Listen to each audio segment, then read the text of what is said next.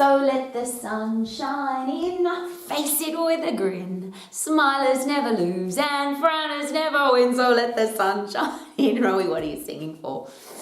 I love high achievement. Every time I come into this room, and it's a room full of high achieving people, it makes me happy.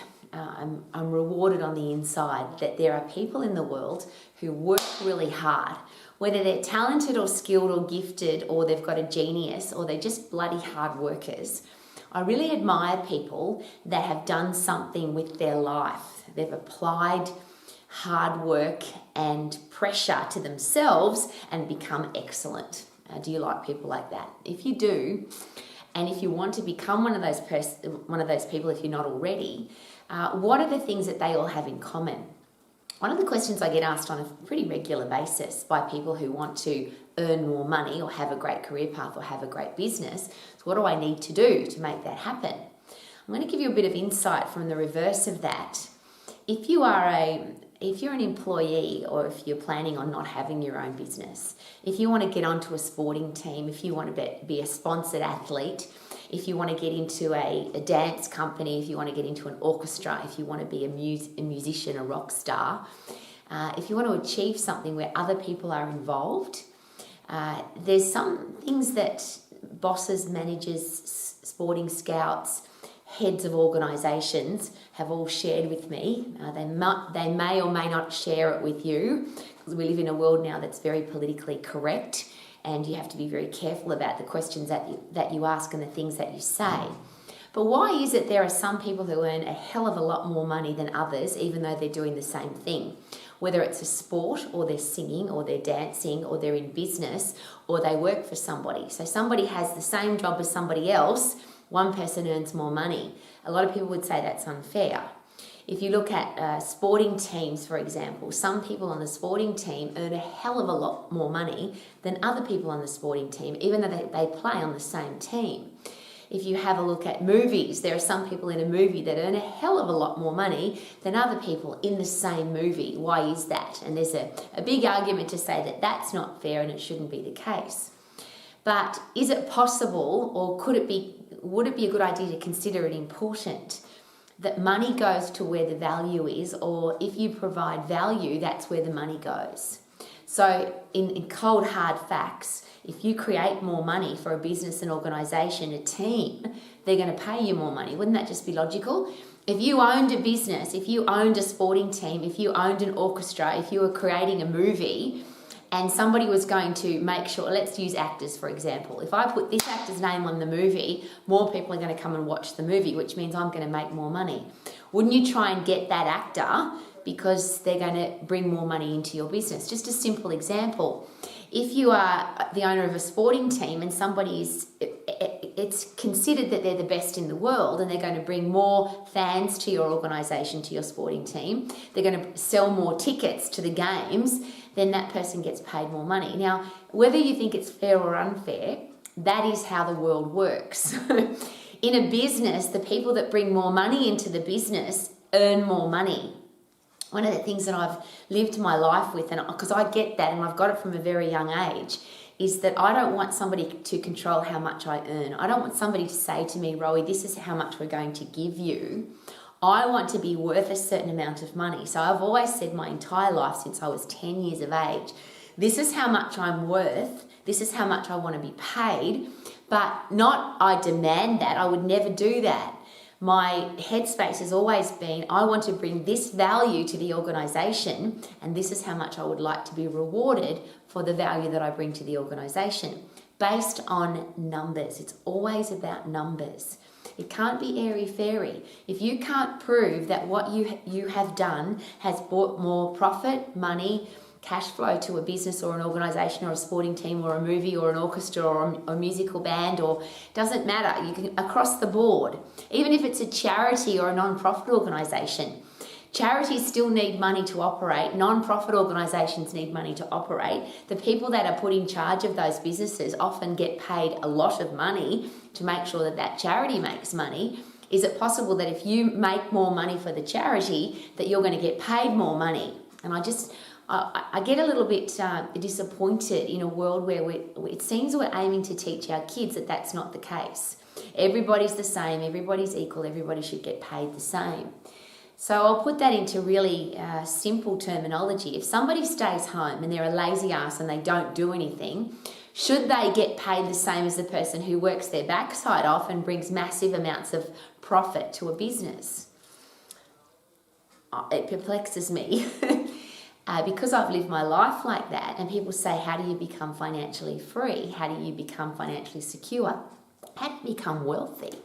Every wealthy person that I know that hasn't inherited their wealth, they've actually created their own wealth or built their own wealth or developed their own wealth or become wealthy because they've worked their backside off, have become wealthy because they've worked their backside off.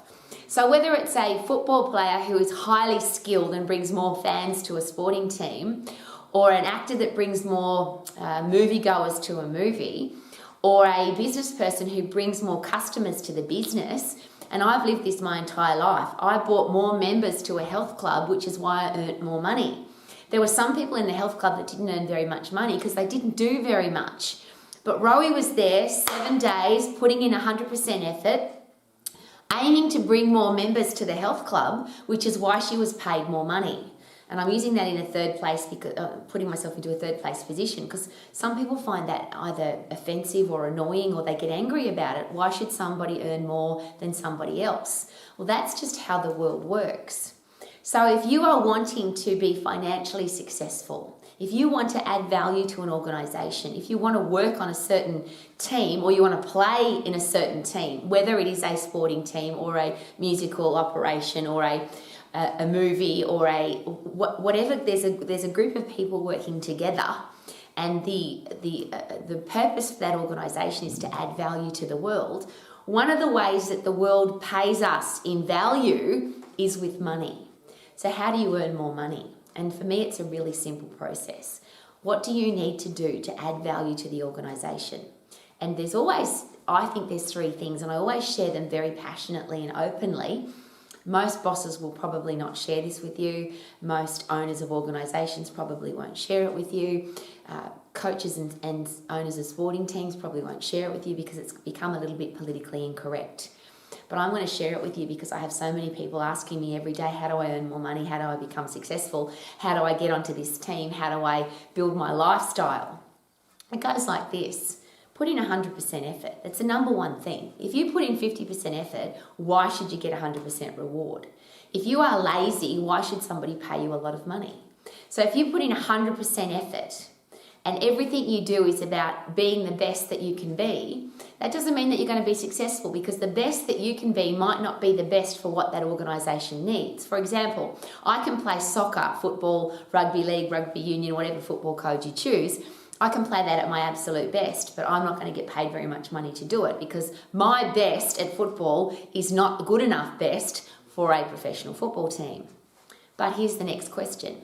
If I put in the effort and the training and the education, and I am disciplined and focused and committed, and I practice and train and educate and practice and train and educate, could I get better?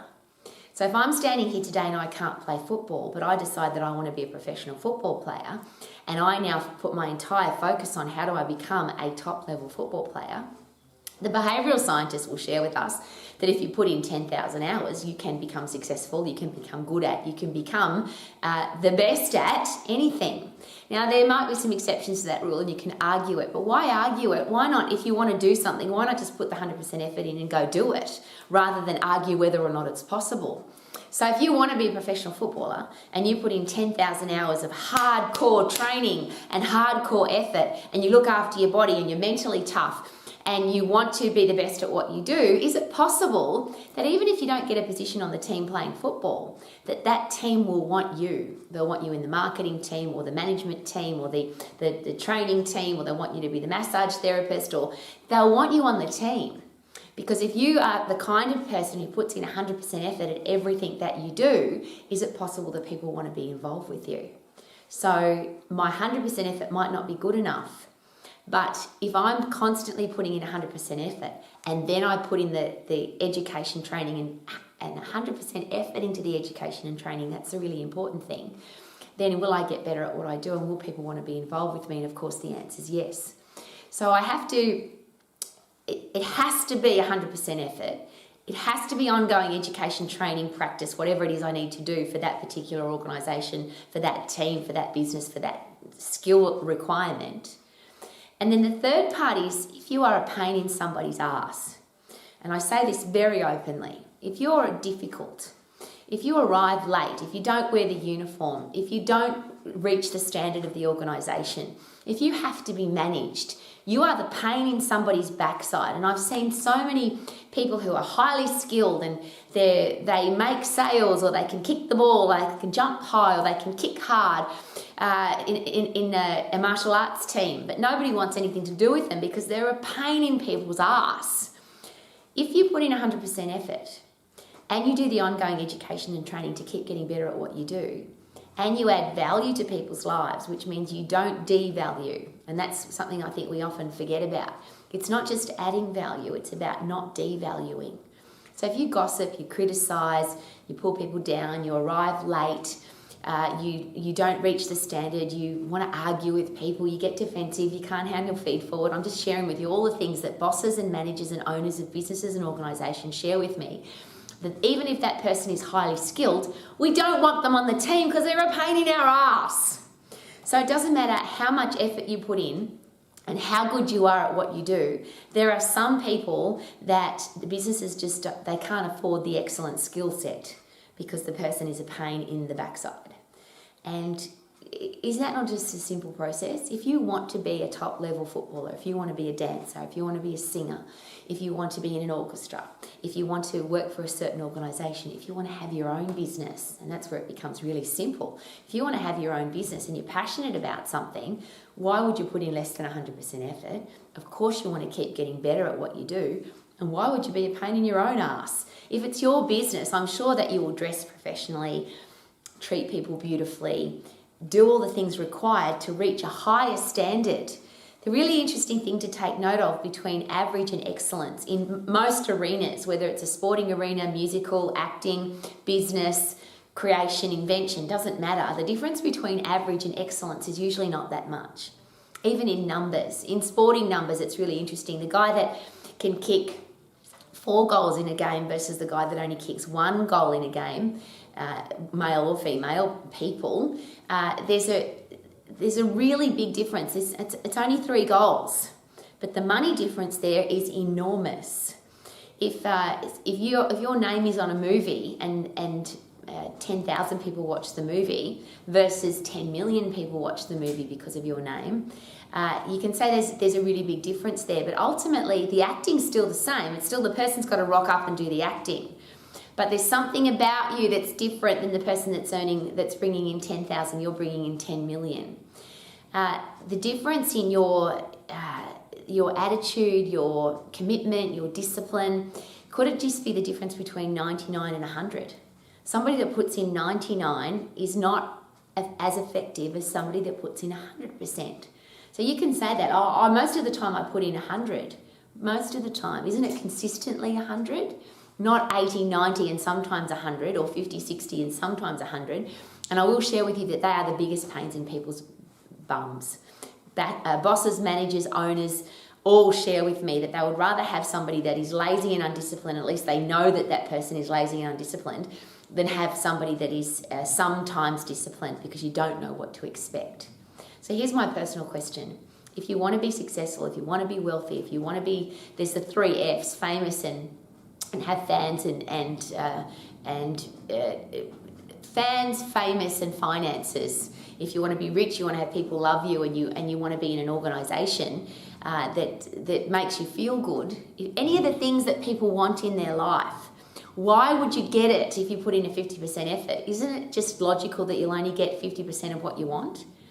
If you put in 80%, you'll only get 80% of what you want. So if you put in 100% effort every time, you keep getting better because you do the training and the education, and you are a nice person, a respectful person, a kind person, and you're not a pain in somebody's backside. Every boss, manager, owner shares with me that the biggest challenge with their business or their organisation or their team are the people they have to manage. The players, the staff, the people that arrive late, don't wear their uniform, don't reach the standards, treat people badly, gossip and criticise and pull people down. They're a pain in the ass. So if you want to have a successful life, live your life to the max. If you want to have your own business, is that possible? Of course. Do you need to put in 100% effort to get 100% result? Do you need to do ongoing training and education to keep getting better at what you do? And if you are a pain in anybody's backside, is it possible that people won't want to do business with you? They won't want to employ you. They won't want to have you on their team. It just seems logical to me. The 3 things that most bosses and owners and managers won't tell you because it's politically incorrect. But if you are the person that just lives your life as, I put in 100% effort, I keep getting better at what I do, and I aim to not be a pain in anybody's backside. So I'm constantly learning and growing and getting better so that I don't have to be managed. And I treat people with respect. Is it possible that anything is possible? I'm going to ask that question again. Could it be possible that anything is possible? And I just share this personally because I come to Romax every day. There's lots of reasons. I want people to be healthy, fit and strong and stay that way for the rest of their life. I would love people to have a career or business that they love. I would love people to be financially free. And I would love people to have great people in their life and to have a great relationship with yourself. That's what Romax is all about. But I'm a living, breathing example that all of that is possible. And everything that I just shared with you, I had to learn to live my life like that. Not complain about it, not whinge about it, not go and strike about it, not be angry about it. But Rowie, if you're not putting in 100% effort, you're not going to get 100% result. If you're not getting better at what you do, why would people want anything to do with you? And if you're a pain in somebody's ass, why would anybody want anything to do with you? So is it possible to be financially free? That's to me the only way. Money has never been a challenge for me because people wanted to pay me. It wasn't a hassle to give me money. People wanted to pay me because I was good at what I did, because I kept getting better at it. People wanted to pay me money, join my health clubs, come to my classes, be part of my personal exercise coaching program, because I was constantly, I'm a 100% person. I never put in half an effort. And who cares about what Rowie does? Obviously, nobody needs to care except me. But I'm asking you that personal question. Are you putting in 100% effort into everything that you do? Are you a person who's constantly learning and training and growing and educating and getting better? And are you a person who is adding value to people's lives, not devaluing? And if you put those 3 things together, you will be successful. You will achieve your goals, whether it's in your own business or somebody else's. Isn't that awesome news? Live your life to the max. Thank you for coming to Romax. And whether it's financially or physically or spiritually, doesn't matter. Whatever way you want to live your life, if it's going to be to the max, is it possible that max means 100% effort?